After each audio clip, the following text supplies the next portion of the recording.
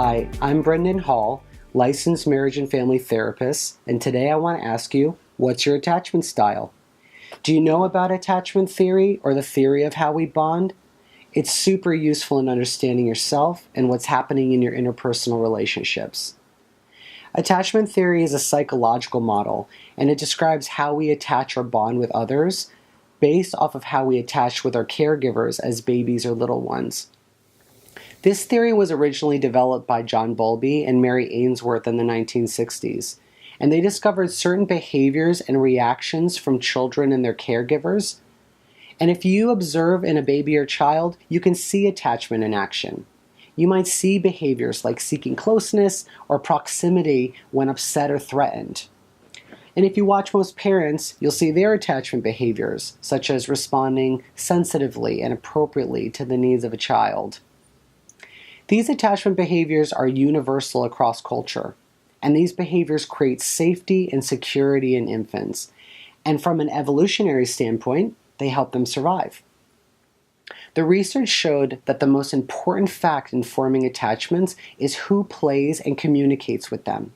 So responsiveness is key to attachment. It makes sense, doesn't it? Let's look at adult relationships. Does this help to explain why we might get so angry or sad when someone we like is not texting or emailing us back? We're wired to attach, and when attachment needs aren't fulfilled, it's distressing and threatening, and at an unconscious level, it's like our survival's at stake. Growing up, many of us have less than perfect attachment figures, and the way they behaved and responded contributed to an attachment style that we carry into adulthood. And there's 4 types. The first is secure, which is what many of us are working towards developing. And the other 3 are insecure, and they're called anxious preoccupied, avoidant dismissive, and disorganized. I identify as on the spectrum of secure to anxious, depending on the person or situation or what's happening in my life. But most people identify as secure, anxious, and avoidant. Let's find out yours. Is it relatively easy for you to become emotionally close with others? Are you comfortable depending on others or having others depend on you? Are you okay being alone and don't worry about others accepting you? You're probably secure. And secures usually had a warm and responsive interaction with caregivers. Secures also have a positive view of themselves and their attachments. Now, if you're not feeling super secure, like most of us, then would you say that you like to be emotionally intimate with others, but you often find that others are reluctant to get as close as you would like? And are you uncomfortable with not being close in relationships and worry that others don't value you as much as you value them? Well, as the name states, you might be anxious and preoccupied about relationships.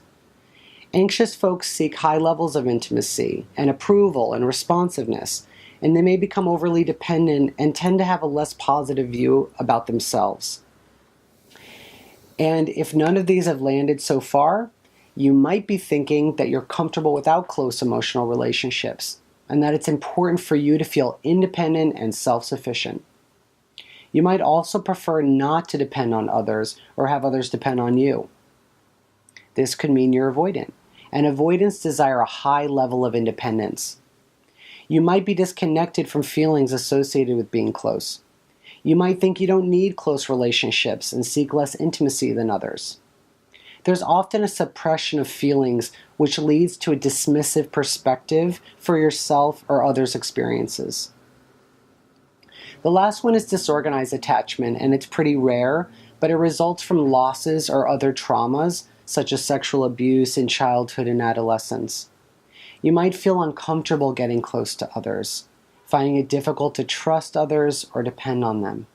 And there can be fear around getting hurt.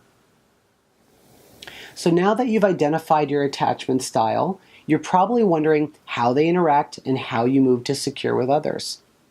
Well, we're wired and practiced in responding the way we did growing up, and becoming close to insecure attachment styles can be triggering, even if we're secure leaning. In an upcoming video, I'll talk about the negative cycles that we can get in together and how to get out of them. For now, notice how you react with those you're close to. What are the feelings and beliefs and behaviors that you can track, that are automatic. The awareness and sharing with others is the beginning of shifting for many people. For more on attachment and co-creating healthy bonds, check out my site, thelovetherapist.org. See you soon.